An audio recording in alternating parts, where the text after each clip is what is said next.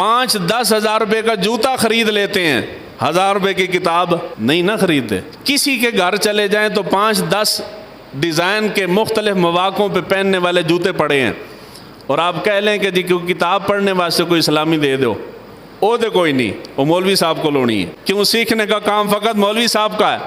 میری عادت ہے یہاں سے نکل جاؤں، کہیں مہمانوں کے ہاں چلا جاؤں تو میرا ویسے دل اداس ہو جاتا ہے کتابوں سے دور، تو میں پوچھتا ہوں کسی بندے سے کہ کوئی پڑھا لکھا بندہ آ جائے، انہی کے پاس ہوتا ہے، کسی پڑھے لکھے سکول والے کالج یونیورسٹی کے بندے سے کوئی کتاب پئی ہے؟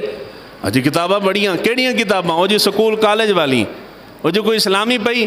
نہیں، وہ تو کوئی نہیں پئی۔ جوتے پڑے ہیں تو جوتے کھانے کے لیے قوم ہے یہ، جوتے خرید سکتے ہیں، کپڑے خرید سکتے ہیں، ہر شے خرید سکتے ہیں، مگر کتاب نہیں خرید سکتے۔ بابا کتاب خریدو، وہ بھی سیرت مبارکہ کی کتاب خریدو، اور حضور صلی اللہ علیہ وآلہ وسلم کی سیرت پاک کو پڑھو۔ جب پڑھو گے تو اصل عشق مصطفیٰ کا پودا دل کے اندر تب بیدار ہوگا۔ وہ ایسا پودا لگے گا کہ آپ جلسے میں بیٹھے ہوں یا مسجد میں بیٹھے ہوں یا مسجد سے باہر نکل جائیں، اس عشق مصطفیٰ کا پودا جو دل کے اندر لگ جائے گا، پڑھنے سے، عمل سے، کردار سے وہ خوشبو آئے گی، وہ پودا کبھی بھی مرجھائے گا نہیں۔